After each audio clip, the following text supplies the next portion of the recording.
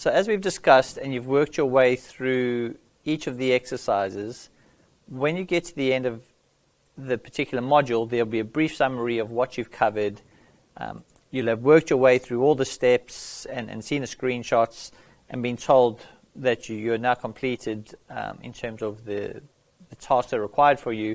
You'll see across the bottom here we have the tracking status, which feeds into the module list and to the course ultimately.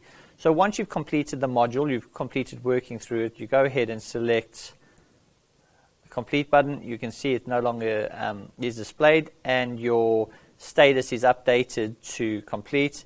And if we move back to the module list, you'll then see the one we came into initially now is complete. It doesn't mean you're restricted from going back in there. It just means you've a visual tracking mechanism for yourself. You can always go back in and repeat those steps again. There are no hard limits on that.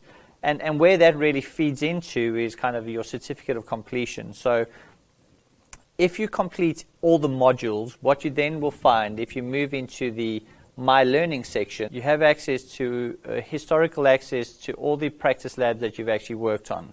So you can see the one we've just covered right now. If we have a look at it, we can see that most of the modules are not started, represented by the black color, green, which we've gone ahead and completed that particular module. But once we complete all the modules in a particular course, and I've done this for the 22802A+ practice lab, you can see all the modules that I've worked on and how many times I've connected to them. And the green representing that the module has actually been completed, I now can actually generate a certificate of completion. So there's some missing information. I need to put in my first and last name. So if we go ahead and pop that in, what will happen now is you get a certificate of completion that tells you, whoever you are, that you've completed practical hands-on labs for the A+ skills. Now, I know this seems like a bit of a gimmick, but if you put it into context of someone who has no experience whatsoever, goes to apply for a job, and the person who's doing the interviewing says, well, what experience do you have?